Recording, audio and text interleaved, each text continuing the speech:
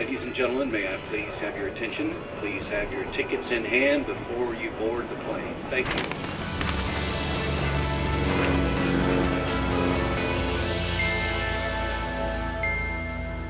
Hello and welcome. I'm Johan Castell and you're watching Wings. On the show today, a visit to a Christmas market in New Delhi, and even a look at where Christmas handicrafts are made in India. We also look at some memorable and unique traditions of the season worldwide. Let's start.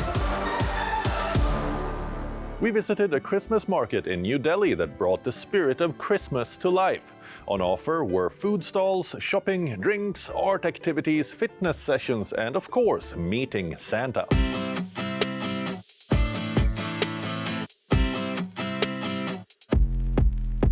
As the world celebrates the holiday season, New Delhi's Sundar Nursery turned into a festive hub, bringing together families, food and Christmas cheer. Held on the 19th and 20th of December, the Sorbet Soiree Christmas Market offered visitors a space to slow down and soak in the festive spirit.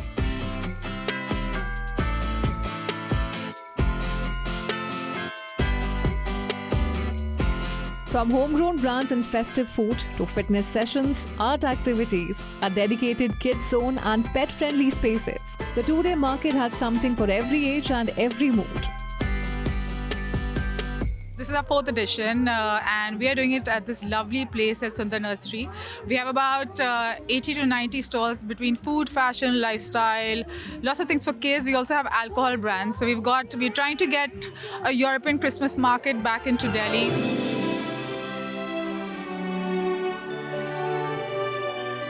A key highlight of the Christmas market was the strong presence of small businesses and homegrown brands, a platform for local entrepreneurs to showcase their work.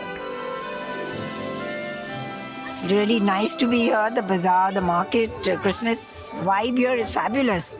I mean, just look at all the amount of people who have come here and they are celebrating Christmas.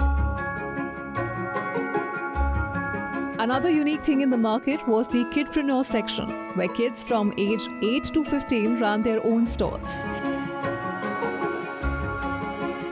These young entrepreneurs got a chance to learn, present and sell their work, turning the festive space into a lesson in creativity.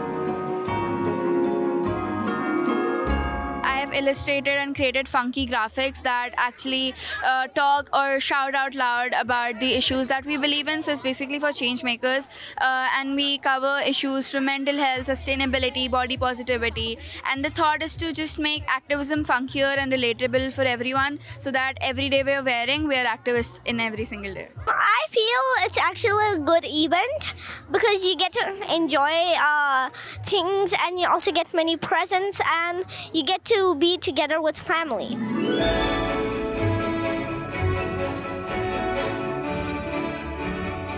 For many, the market wasn't just about shopping, it was about being together. Families spent unhurried hours, children explored festive corners, and friends gathered under open skies. It seems to be a good mix of all kinds of products. There are multiple kinds of, the food stalls are very nice, and there is actual shopping that one can do. And I see a good mix of people. The footfall is pretty nice and it's pretty lively. It's very much according to the Christmassy vibe of the season. Just means a time to get together with families, friends, meet them, and just celebrate in general. For me, it's just that. The Christmas cheer drew visitors from different parts of the world too. Just to see if I can buy some gifts for my family in France and some decoration for my house. The fourth or fifth one. I went to several mela in the different embassies who are organizing Christmas markets.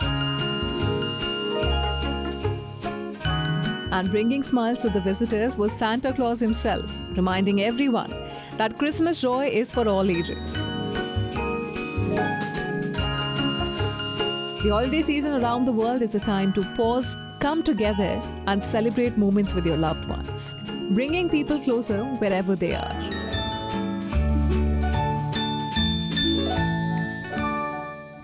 At Christmas markets like the one we just saw, countless handmade handicrafts are available. But where do they come from?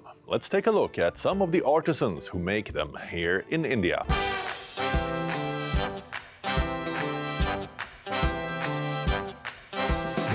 Christmas and the holiday season are in full swing. Homes are lit up, Christmas trees are decorated, and festive cheer fills the air across the world. In the weeks leading up to Christmas, Jammu and Kashmir's paper mache workshops were buzzing with activity. Across the valley, artisans worked at a steady rhythm, shaping and painting festive ornaments for the holiday season.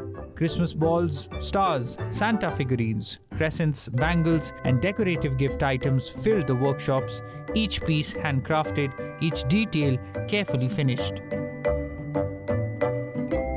By the time the festive season arrives, most of the work is already complete. हमारे जो products हैं mostly USA जाते हैं. Our products mostly go to the United States and Europe, and they go to different countries in Europe and also to the United Kingdom. For papier-mâché items, the Christmas preparation orders start for us in March or April, because customers know these are handmade and hand-painted, and they take some time to produce. उसको पता होता है क्योंकि ये handmade और hand-painted है, तो इसमें थोड़ा सा समय लगता है बनाने में. From Kashmir, these handcrafted ornaments are carefully packed and shipped worldwide. Today, they decorate Christmas trees, homes, and festive spaces far beyond the valley.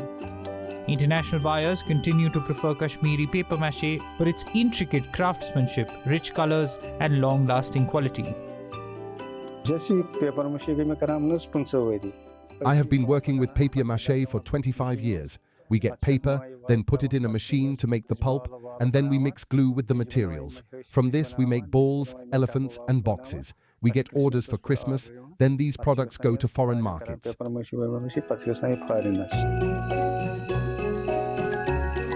Every motif reflects generations of skill and patience.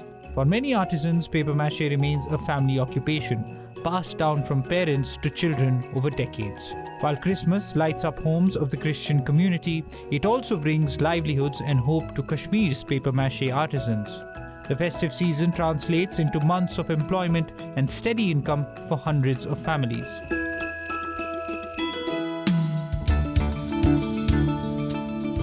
While Kashmir adds color to Christmas trees across the world, in the south of India, another traditional craft brings the Christmas story itself to life.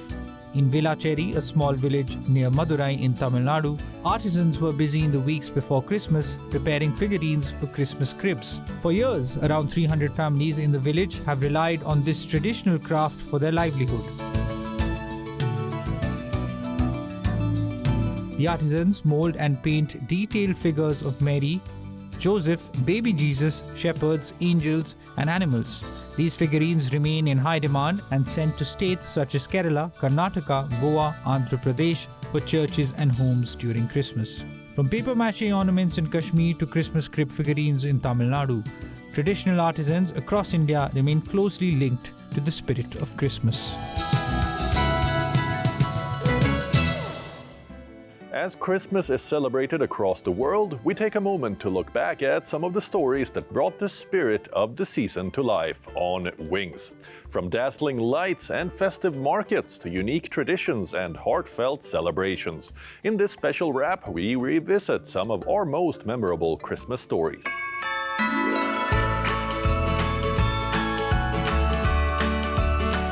Preparations for Christmas began weeks ago all around the world. Streets started to glow and cities slowly slipped into the festive mood.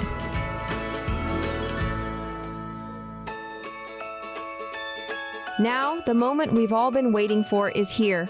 As Christmas is celebrated across the world, we take a look back at the stories that captured the true spirit of the season, from joy and togetherness to traditions that brought communities closer.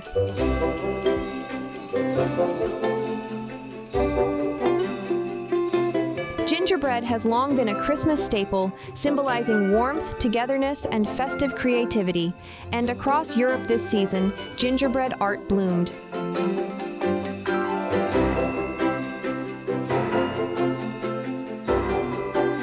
In Stockholm, the Architecture and Design Museum unveiled its 35-year-old Christmas gingerbread competition with 151 edible creations, from a gingerbread Titanic to several world landmarks.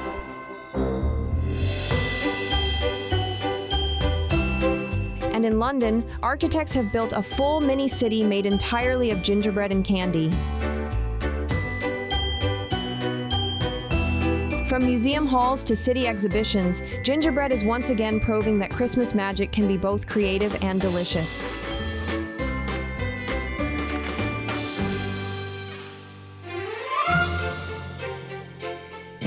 While cities around the world glow with Christmas lights, some celebrations take a quirkier turn.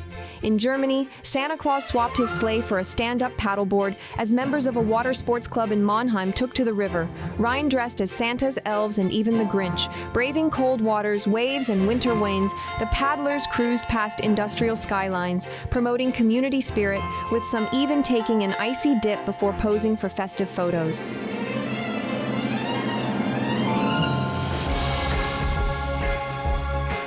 Meanwhile, in the UK, thousands of Santas filled the streets of Liverpool for the city's annual 5-kilometre Santa Dash.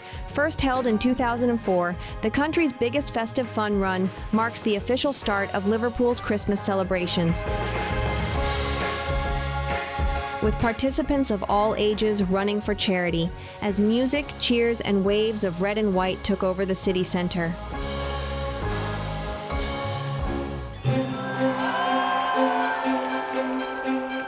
Christmas lights are turning cities and homes across Europe into dazzling festive spectacles.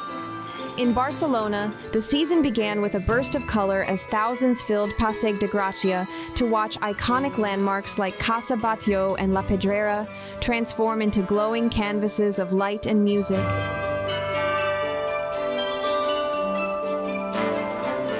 Ornamental fountains, historic hotels, and traditional markets added to the electric atmosphere, making the city light up a celebration of culture and Christmas joy.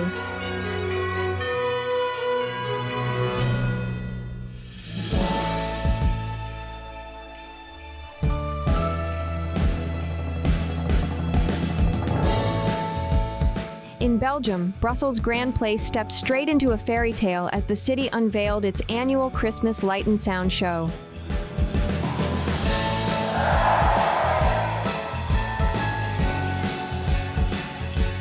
This year's display, titled Echoes of Colors, filled the plaza with a mesmerizing performance as festive lights spread across the streets, drawing visitors into the heart of the celebrations.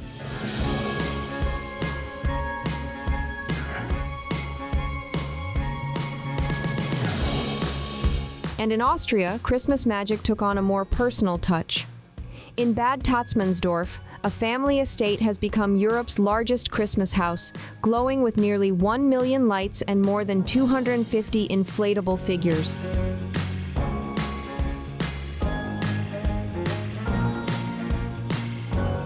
Inspired by childhood memories of Christmas in the United States, the Gallenhuber family opens their home to visitors for free, asking only for charity donations, a tradition that has raised hundreds of thousands of dollars for good causes.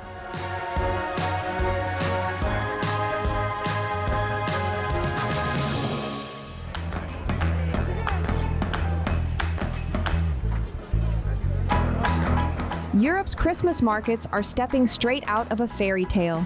In Prague, the Old Town Square has transformed into a festive spectacle, with twinkling lights overhead and performers dressed as towering white angels gliding through cobblestone streets. From the storybook backdrop of the Old Town Square to the lively energy of Wenceslas Square, Prague once again confirms its place as one of Europe's most beloved holiday destinations.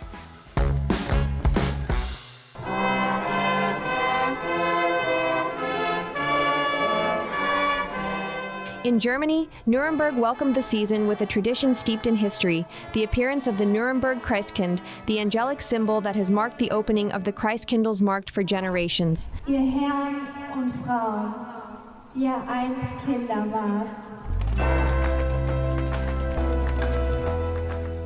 This market is one of the world's most iconic drawing families who return year after year, and first-time visitors from across the globe.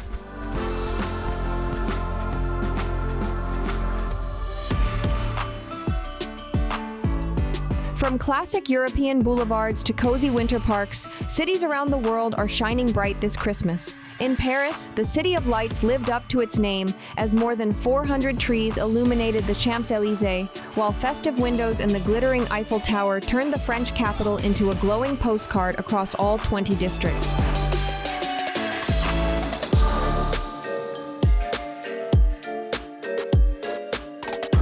Germany's Christmas traditions also shone bright. In Munich, the historic Christkindlmarkt glittered with handcrafted treasures and lights.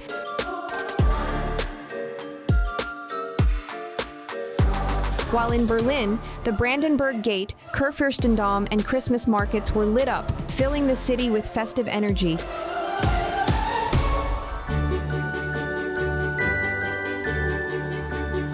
And in London, miles of Christmas lights stretched from Oxford Street to Covent Garden, with iconic pubs and shopping streets transformed into shimmering holiday corridors. From lights in markets to quirky traditions and timeless festivities, Christmas around the world is a celebration of connection, with the spirit of joy, hope, and togetherness. In Rome, millions of tourists flock to the Colosseum and the Sistine Chapel, but only a handful ever step inside one of the city's most guarded treasures, the Colonna Palace. A private home for 9 centuries, the Palazzo remains one of the most exclusive sites in Italy, open only to small groups each week. Let us take you inside one of Rome's hidden worlds. In the heart of Rome, behind high stone walls and Baroque gates, lies a palace that few people ever see, Palazzo Colonna. Spread across 4 wings and an entire city block, it is part private residence, part house museum, and one of the most storied noble homes in Europe. For centuries, it has belonged to the Colonnas, one of Rome's most powerful dynasties. This family was a part of the so-called black nobility for their loyalty to the papacy during Italy's unification in the 1800s. Inside, the palace reveals a world of opulence, frescoed ceilings, marble halls, Renaissance masterpieces, and glittering chandeliers. The most spectacular of all, the 76-meter Great Hall, a gallery of over 270 works, including masterpieces from Guido Reni and artists of the Botticelli school.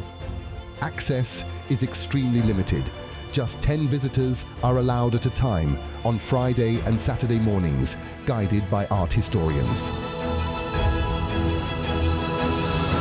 When you enter the gallery, you are very moved by the fascination of this historic residence. Nothing is random, everything is symmetry and harmony.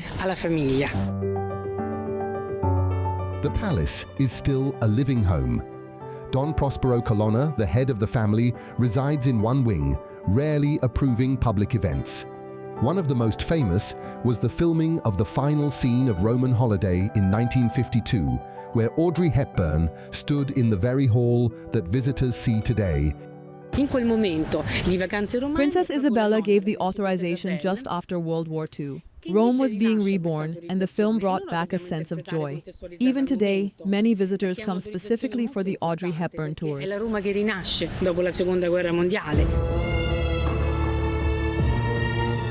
History lives in every corner. From the throne room, where Odon Colonna ruled as Pope Martin V, to a cannonball still embedded in the marble steps, fired during a 19th century battle in the city. But some of the palace's most dramatic stories come from the Second World War. Before fleeing during the German invasion, Princess Isabella hid all the artworks inside a sealed wing. The Germans searched for them, but never found anything. Today, maintenance of this massive complex, from tapestries to frescoes, remains entirely privately funded by the family. And despite its beauty, the palace refuses to open its doors to mass tourism. From ornate courtyards lined with orange trees to terraces overlooking St. Peter's Basilica, Palazzo Colonna offers one of the most exclusive glimpses into Rome's noble history, a world preserved by a family who has shaped the city for nearly 1,000 years.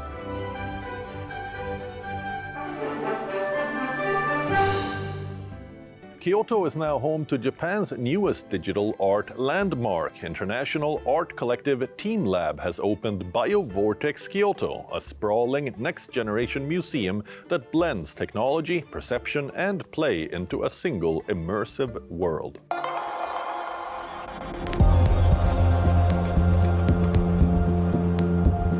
Kyoto has unveiled a major cultural edition with the opening of BioVortex Kyoto.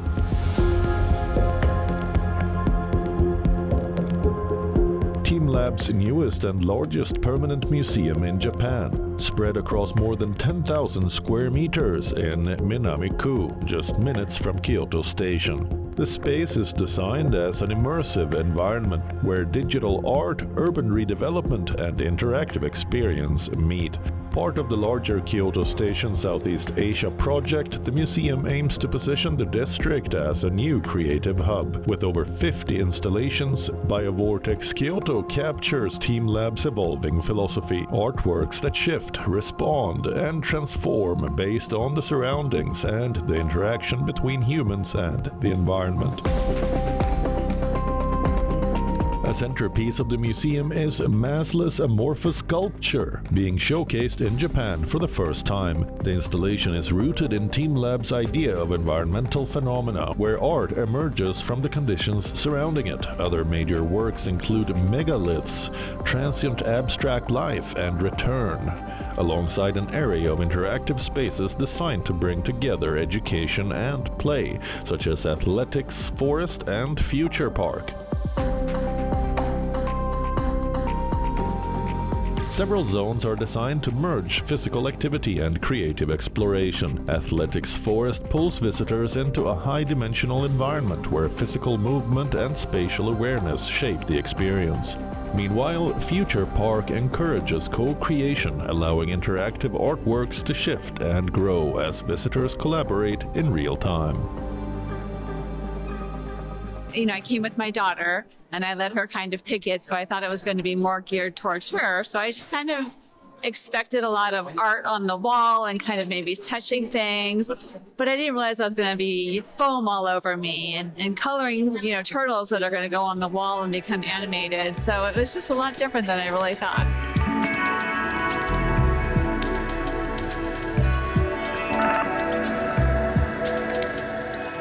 The museum also features a wide suite of digital installations that reshape their environments through light and motion. Works such as Sea of Solidified Light, Spherical Crystallized Light, Ephemeral Crystallized Drop, and Forest Flow and Light create a seamless art space where boundaries dissolve and surroundings feel alive. Facilities like the Sketch Factory even allow guests to convert their digital drawings into physical keepsakes. With BioVortex Kyoto now open, the city hopes the museum will drive footfall and strengthen Minami-ku's identity as an emerging center for culture and innovation.